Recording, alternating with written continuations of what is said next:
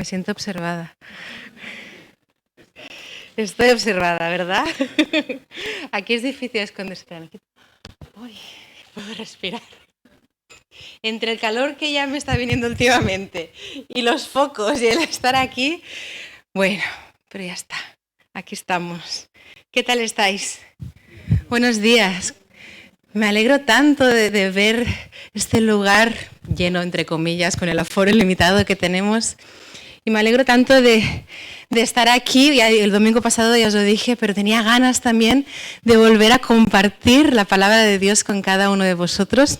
Y la verdad es que hoy estoy muy contenta de poder estar aquí y con ganas de explicaros lo que Dios me ha enseñado a mí este tiempo.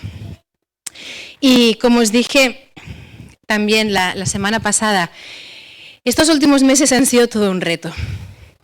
Pero Dios es bueno, ¿verdad? Y jamás abandona a sus hijos. Así que seguimos adelante, ¿sí? Pase lo que pase, seguimos adelante, porque sabemos, como decíamos el domingo pasado, quiénes somos, a quién le pertenecemos, quién es nuestro Padre Celestial, que nunca, jamás se cansa de pelear a nuestro favor. Si hoy me emociono, son las hormonas, lo siento, ¿vale? Si ya soy llorica de por sí, imaginaros ahora. Pero bueno, como os decía la semana pasada, también doy gracias a Dios por todos vosotros, por todo el cariño, por todo el apoyo, por todas las oraciones, porque pude sentirlo en todo momento y pude ver el mover de Dios en cada situación, una vez más, porque Él siempre se mueve, nunca nos deja. Y es que muchos sabéis ya que a finales del mes pasado, a pesar de todas las precauciones, porque yo era la típica de ponte la mascarilla, lávate las manos, mantén la distancia, así, pues aún así me pilló el bicho este, que todos conocemos como el coronavirus. Y la verdad es que en ningún momento estuve preocupada por mí, pero sí que lo estuve por el bebé. Tengo que confesarlo, ¿vale? Tengo que reconocerlo. Porque no todos sabéis. Esto me lo han puesto aquí por si acaso me canso, pero es que soy tan inquieta que dudo que lo use, pero gracias. Poco sabéis la historia que hay detrás de la vida que Dios ha puesto en este vientre, pero os voy a dar un poquito de testimonio. Porque entre Anne y este bebé hubieron 2 embarazos por en medio que no fueron bien. Solo las que habéis pasado por eso sabéis realmente lo que significa. Y yo siempre he creído y sigo creyendo que soy una mujer de fe. Quizá por mi tozudez, pero soy una mujer de fe. Pero cuando nos enteramos de que estaba embarazada otra vez, la verdad es que empezaron temores en mí por lo que ya había vivido. Y la verdad es que este embarazo ha sido reto tras reto, tras reto. O sea, lo del coronavirus que escuchasteis fue solo como la guinda del pastel en negativo, ¿sí? Primero, para que veáis un poquito, es unas pinceladas, a las pocas semanas de saber que volví a estar embarazada, pues empecé con muchos dolores y pues con sangrado. Y por lo que había vivido, sabía que eso no es buena señal. Así que fuimos a urgencias. Pero para la gloria de Dios estaba todo bien. De hecho, ya empezamos a ver el corazón que latía y bueno, nos dijo la doctora, no pasa nada, pues a veces se rompen venitas y a veces pues hay sangrado, no pasa nada. Los dolores son normales, claro, yo con Anne no había tenido ningún dolor, los únicos dolores eran cuando no había ido bien, así que me dijo, no pasa nada, también no tengo la misma edad que cuando tuve a Anne, entonces eso se nota, ¿no? Pero bueno, seguimos adelante, eso sí, con dolores, aquello de, ay Señor, y con los temores que os decía, hasta que yo un día le dije al Señor, mira Señor, este tipo de batallas no sé cómo pelearlas, ya las he peleado antes y no sé cómo hacerlo y no puedo hacerlo otra vez con mis propias fuerzas. Le dije, pero sé que es una cosa, y es que soy tu hija y sé que es tu voluntad la vida que hay en mi vientre porque tú eres el autor de la vida, así que pelea tú por tu hija, Señor, lo dejo en tus manos. Y, como os decía, seguimos adelante con todo esto. Luego, cuando todo parecía ir bien, salen los análisis que te hacen ya después del primer trimestre, entras en el segundo ya a los 3 meses y pico, y te hacen el famoso triple screening. Yo ni me acordaba que me habían hecho esto con Anne, pero se ve que a partir de los 35 te lo hacen sí o sí, aunque no digas nada. O sea, me hicieron ese análisis de sangre y alarmas. Alarmas por todas partes, el médico sale mal los análisis, se puso súper nervioso y nos dijo por email y bueno, nos puso en mayúsculas: el bebé o la bebé tiene un alto riesgo de tener síndrome de Down. Eso fue un golpe fuerte para mí. La verdad es que me dio un bajón fuerte. Pero Indica y yo decidimos confiar en Dios. Y dijimos, no, tenemos un Dios bueno. Y el médico, ya digo, estaba con todas las alarmas, quería hacer 1000 pruebas y dijimos, bueno, que hagan una más porque era una prueba en mi sangre, ¿vale? Era el test de ADN fetal en sangre materna. Y esa les dejamos hacerla porque, ya digo, no era invasiva, pero decidimos que no íbamos a hacer ni una sola prueba más, saliera como saliera esa, y que íbamos a confiar en Dios y íbamos a seguir adelante, porque ya las otras pruebas requerían pinchar y no quería que pusieran en riesgo al bebé. En medio de todo este caos, ¿sí? Sucedió lo que ya sabéis, ¿vale? Que de repente, pues me contagié del coronavirus. En todo esto mi médico diciendo, no te vacunes del coronavirus porque es muy peligroso para las embarazadas. Pues al final me contagié a los pocos días. Bueno, la verdad es que no sé exactamente qué pasó, pero me empecé a encontrar muy mal. Digo, esto no es normal y evidentemente pues era el bicho este, ¿sí? Pasé 5 días terribles en los que cada día era un síntoma nuevo, cada día me encontraba peor. Pero gracias a Dios, al 5.º día todo empezó a mejorar. Y mientras estaba yo ahí peleando con el bicho este, en las noticias empiezan a decir todas las embarazadas corriendo a vacunarse. Digo, ahora, ¿no? ¿Sí? Salía por las noticias, solo en la Vall d'Hebron hay 40 embarazadas ingresadas, tienen un alto riesgo de complicaciones, todas a vacunarse. Y yo pensaba, pues a buenas horas, mangas verdes. Y luego te empiezan a decir todas las historias, las desgracias que han vivido otras personas. Te empiezan a decir los peligros que conlleva estar embarazada y haber pasado el coronavirus. Te empiezan a decir que aquella persona perdió el bebé y que no sé qué. Bueno, te empiezan con todas esas historias maravillosas que a veces tenemos que escuchar las embarazadas. Yo sé que lo hacen con toda su buena intención, pero no ayuda, ¿sí? Y yo decía, Señor, pero yo soy una mujer de fe. Yo sé que tengo fe.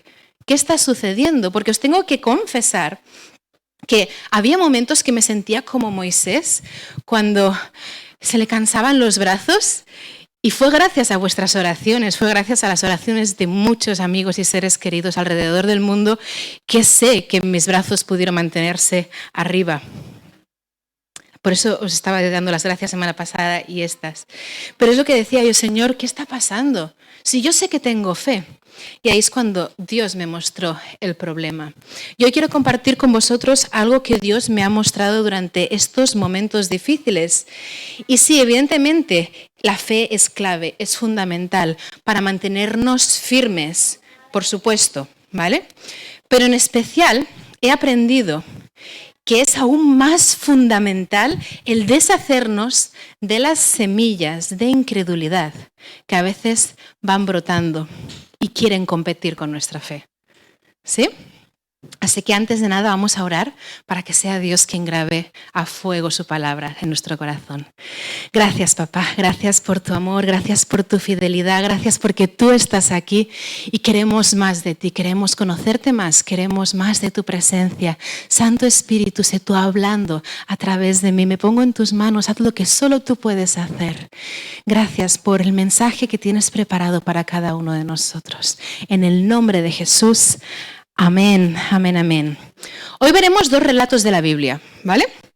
Que se complementan perfectamente. Uno de ellos es una parábola que Jesús explicó y otro es un relato que vivieron los apóstoles y Jesús, ¿vale? Pero primero vayamos a Mateo 13. ¿Tenéis Biblias? ¿Sí? ¿Habéis venido con la espada o desarmados? Mateo 13. Vamos a empezar a leer desde el 3. Vamos a recordar rápidamente, no lo leeremos todo con la explicación, pero vamos a leer Mateo 13, del 3 al 9. Vamos a recordar la parábola del sembrador. ¿Lo tenemos? Muy bien. Dice Mateo 13, 3. Y les dijo en parábolas muchas cosas como estas. Un sembrador salió a sembrar. Mientras iba esparciendo la semilla, una parte cayó junto al camino. Y llegaron los pájaros y se la comieron. Otra parte cayó en terreno pedregoso, sin mucha tierra. Esa semilla brotó pronto porque la tierra no era profunda. Pero cuando salió el sol, las plantas se marchitaron y por no tener raíz, se secaron. Otra parte de la semilla cayó entre espinos, que al crecer la ahogaron, pero las otras semillas cayeron en buen terreno, en el que se dio una cosecha que rindió 30, 70 y hasta 100 veces más de lo que se había sembrado. El que tenga oídos que oiga. Hasta aquí. ¿Vale? Luego, si queréis leerlo con más detalle en casa, veréis que Jesús les explica a sus discípulos qué significa cada parte de esta parábola. Les explica que la semilla representa la palabra de Dios, ¿sí? La palabra del reino de Dios, dice Jesús. Es decir, todo lo que Dios es, cómo Él actúa, cómo Él hace las cosas, cuál es su voluntad, ¿sí? Y la tierra es la condición del corazón en el cual cae la palabra. ¿Me seguís? Muy bien. Pues mirad, algo súper importante que podemos aprender de esta parábola y que creo que a veces se nos pasa desapercibido es que el resultado fructífero de una palabra dada por Dios no es lo que prueba que la palabra viniera de Dios o no. Sí, os lo repito. El resultado fructífero de una palabra dada por Dios no es lo que prueba que esa palabra viniera de Dios o no. ¿A qué me refiero? Muchas veces ese es el concepto que tenemos. Todo lo contrario. Decimos, si Dios quiere va a ser así. Y si no, pues no se hará. Decimos, se hará la voluntad de Dios y si no sucede es porque Dios no quería que sucediera. O si pasa esto es porque Dios ha querido que pasara esto. Pero cuidado con esta teología, porque lo acabamos de leer. Si os fijáis en esta parábola, la palabra de Dios llega a 3 tipos distintos de tierra. Y es la palabra de Dios, la verdadera palabra de Dios, nos lo dice Jesús. Pero en 2 de ellas, en 2 de esas tierras, no produce el fruto fructífero que debería producir. No se hace la voluntad de Dios. ¿Sí? No vemos el reino de Dios avanzar. Así que vemos que el problema no está tanto en lo que Dios ha dicho, sino en la condición del corazón que recibe la palabra. ¿Sí? Mirad, ¿qué le sucede? ¿Alguien ha tenido huerto alguna vez? ¿Qué le sucede a un huerto si tú no lo cuidas? Por ejemplo, plantamos calabacines. ¿Vale? Pero yo dejo el huerto ahí, no lo cuido. ¿Qué sucederá? En la tierra siempre hay otras semillas que hacen que si no estamos pendientes de cuidar, de cultivar, de nutrir esa planta de calabacines, esas otras semillas tomarán los nutrientes que deberían ser para la planta de calabacines, en este caso, y se harán más fuertes y crecerán por encima. Malas hierbas, espinos, de todo. ¿Sí? Pues muchas veces pasa lo mismo con la palabra de Dios, con eso que Dios tiene preparado para nosotros. El problema no está en lo que Dios ha dicho, sino en la condición en la que se encuentra esta tierra, entre comillas, este huerto de nuestro corazón. El otro día escuché a un gran pastor y teólogo que estaba reflexionando sobre un versículo que todos conocemos mucho. Y me encantó lo que decía. Está en Romanos 10, 17, lo podéis apuntar. Es el versículo que dice, así que la fe viene por el oír y el oír por la palabra de Dios. Y este pastor reflexionaba sobre esto y es algo que yo os he dicho muchas veces, es que si os fijáis, solemos tomar los versículos de la Biblia y hacerles decir lo que nos da la gana. Por ejemplo, con este. Muchas veces lo usamos a nuestra conveniencia o decimos, no, es que la fe viene por el oír la palabra de Dios. Pero eso no es lo que dice el versículo. Dice, así que la fe viene por el oír. ¿Qué es lo que al oír produce fe? Es la voz de Dios cuando Él nos habla, que activa la fe en nosotros. La voz de Dios es la que hace que nuestra fe se levante y se fortalezca. ¿Y cómo nos dice este versículo que viene esa capacidad para oír la voz de Dios? Ahora sí, nuestro oído se entrena para oír su voz, para distinguirla, para saber qué viene de Él, qué es lo que no viene de Él, a través de su palabra. ¿Lo vemos? Escuchar la voz de Dios produce fe en mí. Pero para poder oír su voz, necesito conocer su palabra. Y es que si fuera tan sencillo como muchas veces decimos, ¿no?, que la fe viene por el oír la palabra de Dios, le ponemos al play, a la audiobiblia, ¿no?, y nos pasamos toda la semana escuchándola, incluso cuando dormimos, y en una semana yo calculo que ya tendríamos la fe de Smith Wigglesworth, de Catherine Kuhlman, ¿no?, esa fe que puede mover montañas, esa fe que pase lo que pase, trae el reino de Dios a cada situación, que puede hacer todo, ¿sí? Pero realmente no es así como funciona. Hay mucha gente que lee, incluso que escucha la Biblia y no tiene ningún tipo de fe. Y es que la fe viene por el oír, sí, pero es tu conexión con la voz de Dios lo que produce esa fe. Y la capacidad de escuchar esa voz es activada por tu exposición a la palabra de Dios. ¿Sí? Porque es la palabra la que nos entrena para oír, para escuchar su voz. Bueno, ha quedado claro, ¿no, esto? Vamos a seguir. ¿Cuál es el problema? El problema es el siguiente. Tengo esta palabra que Dios me ha dado, que Dios me ha dicho. Sí, yo sé que viene de parte de Dios, pero al mismo tiempo tengo esta duda. Tengo esta decepción que ya viví. Tengo este reporte médico. Tengo esta situación en mi trabajo. ¿Sí? Van apareciendo allí todas estas semillas que están intentando luchar contra mi fe, contra lo que sé que Dios ya ha dicho. ¿Qué dice Jesús? ¿Qué sucede? Si lo seguís leyendo, veréis que Jesús les explica qué es los espinos, qué es. En Mateo 13:22 dice, las preocupaciones de la vida y el engaño de las riquezas la ahogan.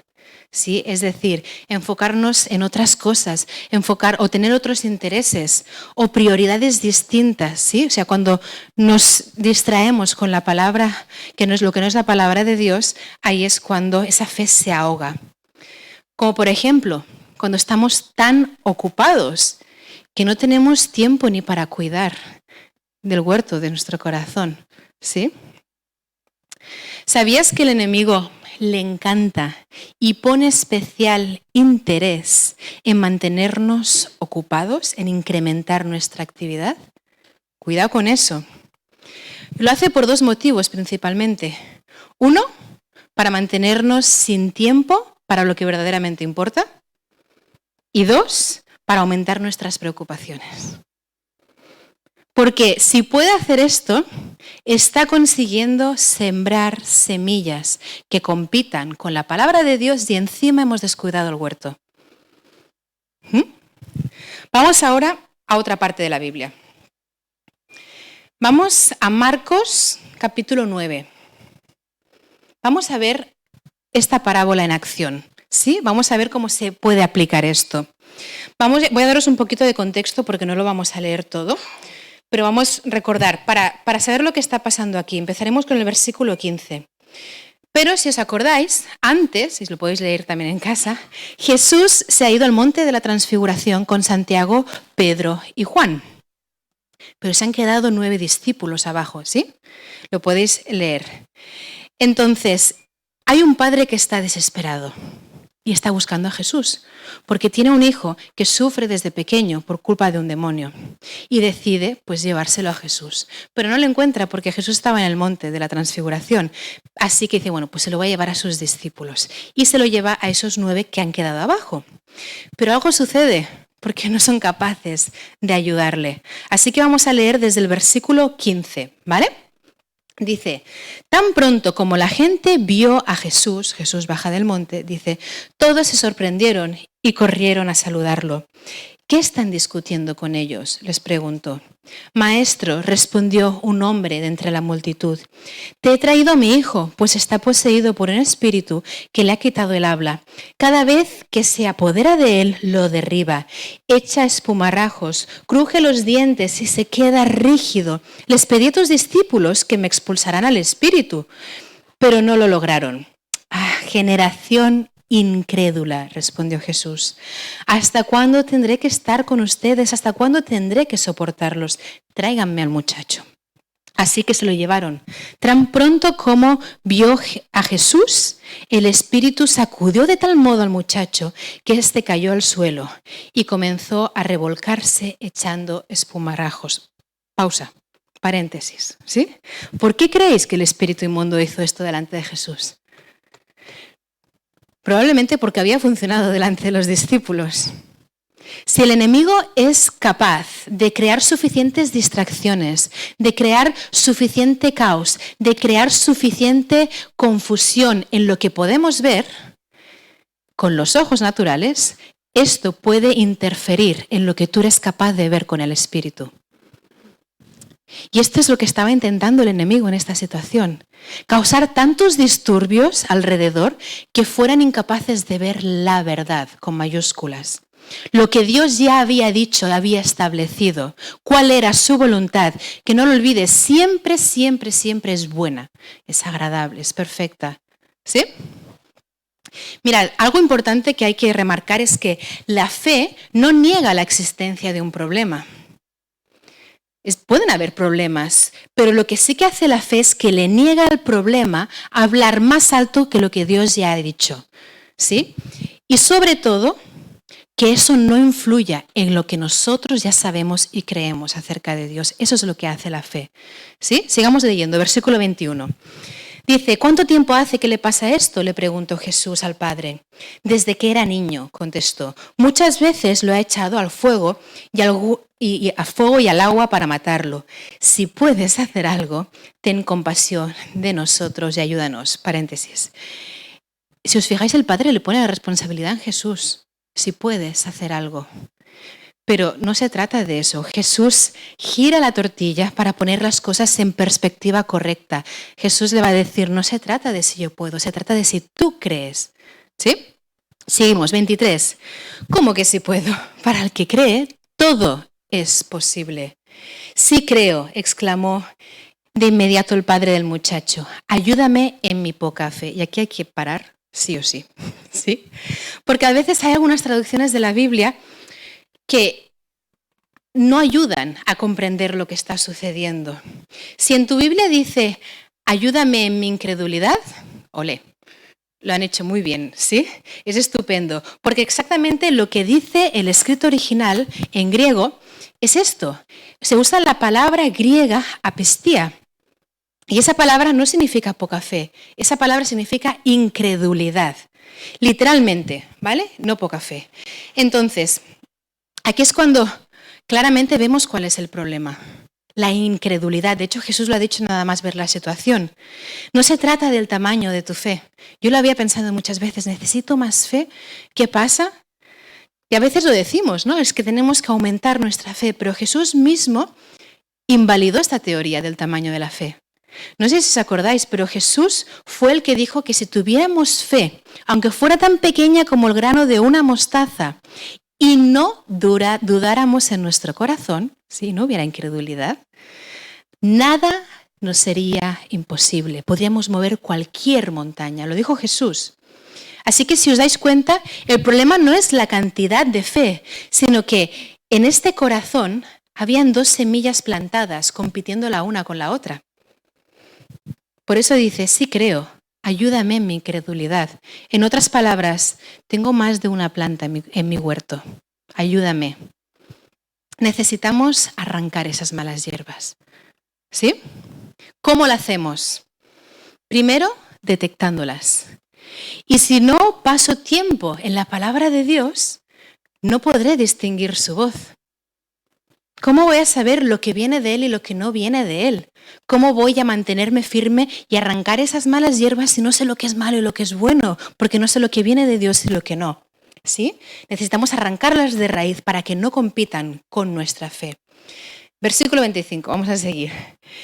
Al ver Jesús que se agolpaba mucha gente, reprendió el espíritu maligno. No le dio plataforma para hacer un espectáculo. Dice, espíritu sordo y mudo, dijo, te mando que salgas y que jamás vuelvas a entrar en él. El espíritu, dando un alarido y sacudiendo violentamente al muchacho, salió de él. Este quedó como muerto, tanto que muchos decían, ya se murió. Pero Jesús lo tomó de la mano y lo levantó, y el muchacho se puso de pie. Hasta aquí. Este relato, lo podéis seguir leyéndolo en casa, tiene tanto jugo. Podríamos estar aquí horas, tranquilos, no vamos a estar. Aunque sí que voy a estar más de 5 minutos, lo siento. ¿Sí? Por ejemplo, algo súper importante. El padre tenía un problema, como mucha gente hoy en día tiene problemas, y no puede encontrar a Jesús. Pero si os fijáis, no le lleva a su hijo a unas personas cualquiera, ¿sí? Se lo lleva a los discípulos, que eran las personas más preparadas, con más experiencia y más unción después de Jesús en aquel momento. Y es que Jesús mismo las había entrenado y los había enviado de 2 en 2, les había dado autoridad y les había dicho que limpiaran todas las ciudades de la obra del enemigo, que restauraran el reino de Dios, que continuaran con lo que él ya había comenzado. Lo podéis leer, os animo a que en casa leáis Mateo 9, del 35 hasta 10:8, ¿sí? Mateo 9, 35 hasta el 10:8, todo de seguido, sin capítulos, sin títulos, ¿vale? Y lo veréis. Jesús les mandó que donde fuera que llegaran, ¿sí? Expulsaran a los espíritus malignos, sanaran toda enfermedad y toda dolencia. De hecho, tuvieron tanto éxito que en Lucas 10 podéis leer que Jesús añade a 70 más a este grupo de personas que envía. Y luego vemos a 82 personas que están todas emocionadas porque dice que hasta los demonios se les sujetaban. ¿Sí? ¿Os imagináis?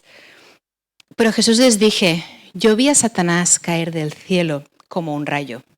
¿Qué estaba diciendo Jesús? En otras palabras, no caigáis en el mismo error del orgullo. Es cierto, os he dado autoridad, pero vuestro gozo, vuestra certeza, todo lo que hacéis debe fluir de quiénes sois. Jesús exactamente lo que dice es alegraos de que vuestro nombre está escrito en el cielo. Es decir, alegrémonos de que gracias a la obra de Cristo hemos vuelto a la posición inicial que nos pertocaba. Somos hijos de Dios, ¿sí? De ahí tiene que fluir todo. Pero volvamos al relato de hoy.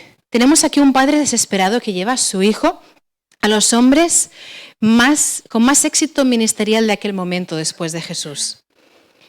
¿Pero qué sucede? Dejaron que la situación que estaban viviendo determinara o redefiniera todo aquello que ya sabían. ¿Sí?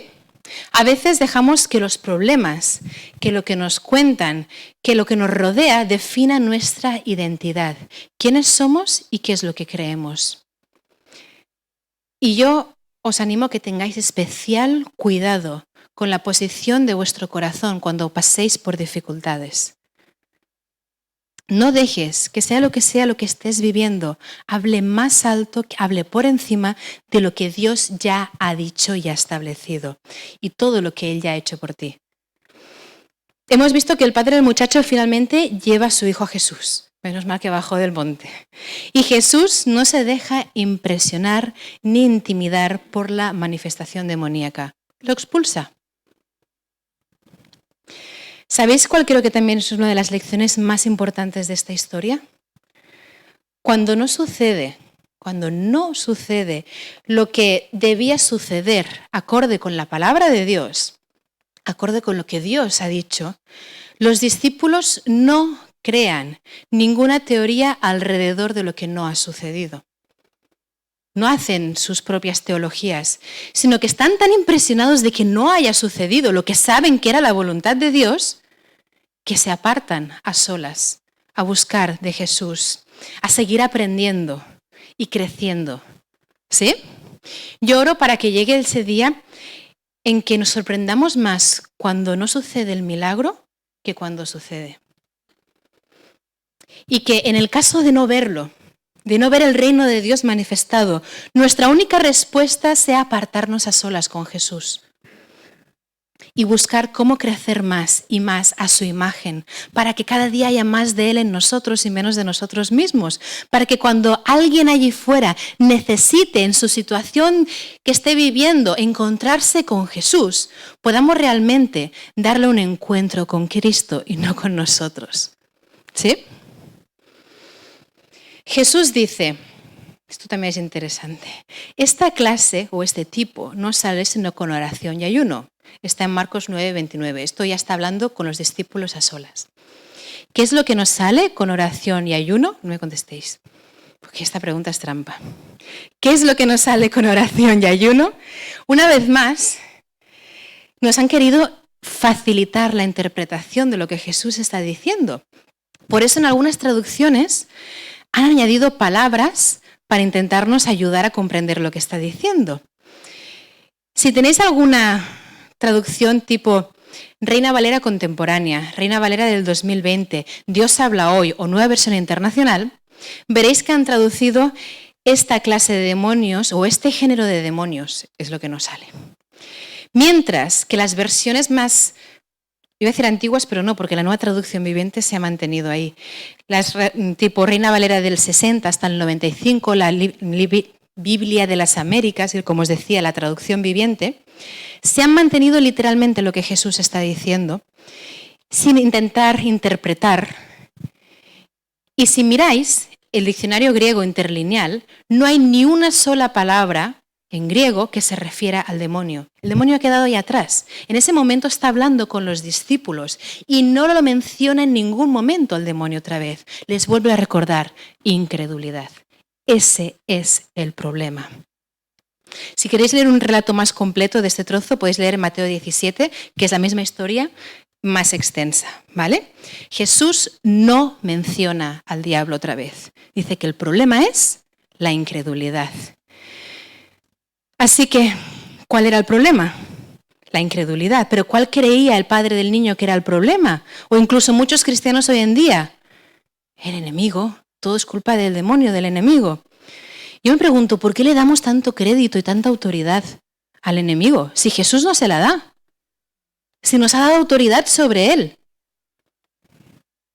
El problema es que dejamos que en el terreno de lo más profundo de nuestro corazón, de nuestro ser, crezcan y compitan todas estas otras semillas contra nuestra fe, con la certeza, la convicción de lo que Dios ya ha dicho y ha establecido y ha hecho por nosotros. Mirad, algo que es muy importante, que tenemos que comprender bien. La oración y el ayuno no echa fuera demonios. El enemigo de nuestras almas no tiembla porque te saltes una comida. A veces lo hacemos tan mal que creo que hasta se ríe, porque dice, mira lo que está sufriendo y no está ganando nada a cambio. ¿Sí? Cuando el ayuno y la oración se hacen correctamente, lo que sucede son dos cosas.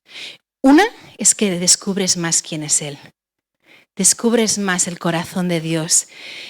¿Y qué pasa? Que nosotros estamos hechos a imagen de Él. Entonces, contra más le conoces, más sabes quién eres tú. Y más creces en esa unión con Él. De manera que se produce una limpieza de todas esas malas hierbas que no tienen nada que ver con quién Dios es y con lo que Él ha establecido. Porque el ayuno no se trata de una huelga de hambre. Eso es importante saberlo porque muchas veces lo hemos usado de esa manera. El ayuno no se trata de no voy a comer Dios hasta que no suceda esto. Esa es la mentalidad del Antiguo Testamento. Y muchas veces hoy en día seguimos usándolo de esa manera. Pero Jesús ya enfocó ese tema. Apuntarlo porque no tenemos tiempo de leerlo. En Mateo 9, del 14 en adelante, recordar, es este pasaje, cuando los religiosos de la época le dicen a Jesús, ¿por qué tus discípulos no ayunan? ¿Sí? Jesús les dice, ¿acaso puede estar de luto los invitados del novio mientras él está con ellos? Llegará el día en que se les quitará el novio, entonces sí ayunarán. Esto es el versículo 15 de 9. Y es que, como hemos dicho, si el ayuno te hace conocer más a Dios, te hace crecer en esa unión con Él. Los discípulos en ese momento no necesitaban ayunar, porque tenían a Dios hecho hombre con ellos, ¿sí? Pero les dijo, llegará el día en que sí que tendrán que hacerlo, porque yo me voy a ir de carne y hueso, ¿sí? ¿Lo vemos claro? Entonces, el verdadero ayuno es cuando tienes más hambre por lo que no puedes ver con los ojos naturales que por lo que sí puedes ver, ¿sí? Así es como opera la fe. Se trata de la certeza, la convicción de lo que el ojo natural no siempre ve. Esa es la fe, que es todo lo contrario de cómo actúa la incredulidad. ¿Cómo actúa la incredulidad? Por lo que podemos ver, por lo que nos está rodeando en ese momento. ¿Qué alimentó la incredulidad de los discípulos? Imaginaros, ellos oran y el demonio en lugar de obedecer se pone a manifestarse. Y empieza los espumarajos, ¿sí? ¿Qué estaba pasando? ¿Sería que Jesús no les había dado suficiente autoridad para ese tipo de demonio en concreto? Claro que se la había dado. Tenían autoridad. Jesús les había dado autoridad para expulsar todo demonio, sanar toda enfermedad y toda dolencia. ¿Por qué no pudieron? Demasiadas semillas creciendo y compitiendo en un mismo terreno contra aquello que Dios ya había dicho, ya había establecido, contra lo que Dios les había dado. Así que no lo olvidemos, el ayuno es tener hambre por aquello que no podemos ver, pero que queremos ver manifestado. Es lo que nos hace crecer en esa unión con Dios, conocerle más, saber cuál es su corazón y como consecuencia saber quiénes somos. Solo así podremos arrancar malas hierbas, solo así podremos distinguir qué es malo de qué es bueno. Así que para terminar me gustaría animaros a vivir un estilo de vida que pone su confianza en aquello que no siempre se ve con el ojo natural. No solo cuando tenemos problemas, porque Jesús dijo, oración y ayuno, eso es lo que necesitáis. Pero en ese momento Jesús no estaba ni ayunando ni orando, que sepamos, ¿sí? Entonces, ¿por qué? Porque Él vivía ese estilo de vida de unión con el Padre, porque a Él no le importaba dejar lo momentáneo, lo material, la comida, para apartarse y conocer más ese corazón del Padre, unirse más a Él, ¿sí? Tenemos que hacer como dice Pablo, 2 Corintios 4:18, así que no nos fijamos en lo visible, sino en lo invisible, ya que lo que se ve es pasajero, mientras que lo que no se ve es eterno. Si tú pones tu mirada, tu fe, en lo que puedes ver, en el dinero que tengas en la cuenta, en lo que te digan los médicos, en tus propias fuerzas, eso no es confiable, porque es temporal. Todo lo que puedes ver puede cambiar así, en un abrir y cerrar de ojos. Y muchas veces no vemos el cumplimiento de las promesas de Dios en nuestra propia vida porque dejamos que ciertas otras cosas que pasan alimenten nuestra incredulidad. Así que comprendamos lo que estaba diciendo con Jesús con aquello de este tipo, no sale sino con oración y ayuno, ¿vale? Porque la única manera de lidiar con la incredulidad es enfocarnos en aquello que es eterno. Así que no lo olvides, el problema no es el enemigo, ya está defeated. Vencido, ahora porque me salía la palabra, ya está vencido el enemigo, ¿sí? No es el problema es la incredulidad. Y el único antídoto es aprender a buscar a Dios a solas. Es ser constante con ello y estar dispuesto si es necesario a dejar por un tiempo la comida al lado para poder enfocarnos en aquello que no estamos viendo. ¿Por qué es tan importante esto? Porque toda nuestra autoridad, todo el poder que Dios nos ha dado, fluye de ahí. De saber, de tener la certeza y la convicción de quién eres en Cristo y de esa comunión con Dios. Normalmente cuando algo sucede en contra de lo que Dios ha dicho, la gente crea todo tipo de doctrinas y de teorías que son malas y antibíblicas. Y te dicen, bueno, es que no era la voluntad de Dios que eso sucediera. Bueno, es que no era el tiempo de Dios para su sanidad. Bueno, es que Dios tiene algo que enseñarle con esa desgracia.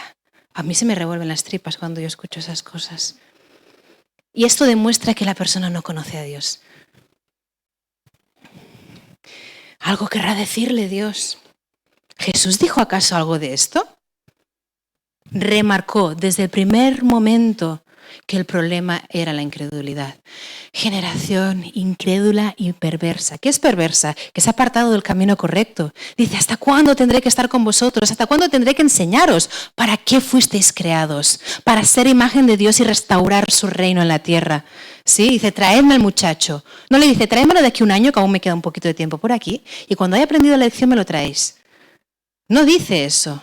El problema es la incredulidad, no ser capaces de ver a través de los ojos de Dios, de tener esa mente de Cristo de la cual nos habla Pablo.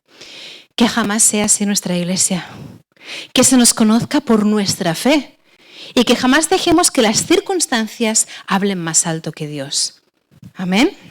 Detectemos cuando el problema es que hay demasiadas semillas en nuestro huerto compitiendo con nuestra fe y que vayamos a la presencia de Dios. Arrancar toda mala hierba, ¿sí? Que cada día le conozcamos más y más. Cada día podemos conocerle más. Y de manera que conozcamos quiénes somos verdaderamente. Que tomemos nuestra posición como hijos de Dios para vivir todo aquello para lo cual Cristo ya pagó, para que hoy tú y yo pudiéramos vivir en su nombre. Y así poder ser realmente testigos de Jesús, mostrar al mundo quién es Él. Traer su reino, traer su voluntad, cómo hacen las cosas, ¿sí? Cuando encontremos cualquier situación o circunstancia que no se alinee con el reino de Dios. ¿Amén? Por cierto, deciros que ya salieron los resultados del ADN fetal en sangre materna y el bebé está sano. No tiene ningún síndrome, no tiene nada, para la gloria de Dios. Es un niño. Y se llama Elías, que significa mi Dios es Yahvé. Porque desde el primer momento de esta vida hemos visto cómo la mano de Dios ha estado obrando. Hemos visto su amor y su fidelidad. Ahora no veo mis apuntes.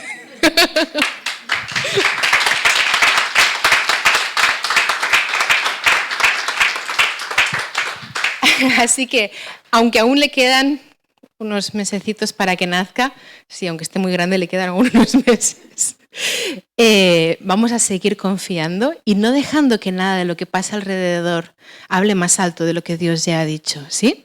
Y os quiero animar a que hagáis lo mismo. Mantengámonos firmes, echemos fuera toda semilla de incredulidad, porque lo que Dios ha preparado para nosotros siempre, siempre es bueno y es lo que Él ha declarado ya en su palabra. Mirar la vida de Jesús. Era hermoso cómo Él restauraba todo lo que se había roto, ¿sí? Y nosotros estamos llamados a seguir con lo mismo. Así que gracias, papá, gracias por tu fidelidad, gracias por enseñarnos, gracias, Santo Espíritu, por ser nuestro maestro, gracias por ser nuestro Padre, gracias por cuidar de cada uno de nosotros. Queremos que seas glorificado a través de nuestras vidas. Enséñanos, atráenos a tu presencia cada día, que podamos conocer más tu corazón y saber quiénes somos, porque somos hechos a tu imagen, para llevar tu imagen a este mundo. Gracias, Señor. Nos ponemos en tus manos. En el nombre de Jesús. Amén y amén.